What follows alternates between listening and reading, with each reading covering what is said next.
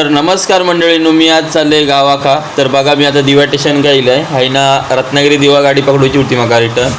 तर ही बघा गाडीचं पकडले, सीट पण पकडले, विंडो पण. नंतर वाटला उगाच तरी 2-3 तास थांबले कारण संपूर्ण गाडी खाली होती. ही बघा माझी सीट आहे. आणि नंतर आपली गाडी सुटली 5:50 का. आता पनवेल स्टेशन इला बघा पाऊस किती आहे आणि लोका पण बरीचशी चढली. पूर्ण गाडी पॅक झाली म्हणजे सिटिंग. तर ही लोका सर्व रोयावाली होती. त्याच्यातनं जो भैया इलो बेल घेऊन, त्याच्यानंतर ही बघा काकी इली आपली चिक्की घेऊन.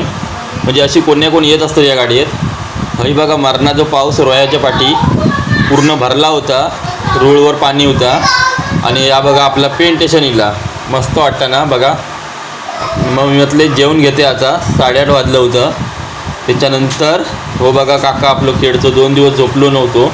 त्यांना झोप पूर्ण करून घेतला. सगळी लोक झोपली आहेत वरच्या सीटवर.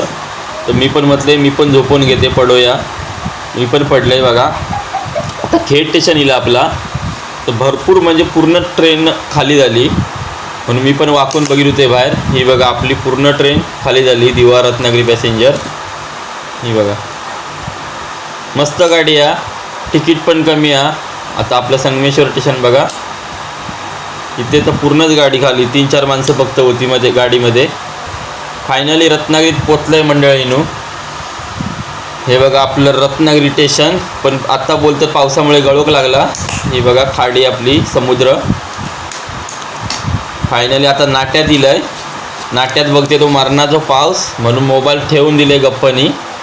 आता पूर्ण व्हिडिओ तुमका माझ्या यूट्यूब चॅनल का भेटत हे बघा. मरणाचा पाऊस येतो. तर चला बाय बाय.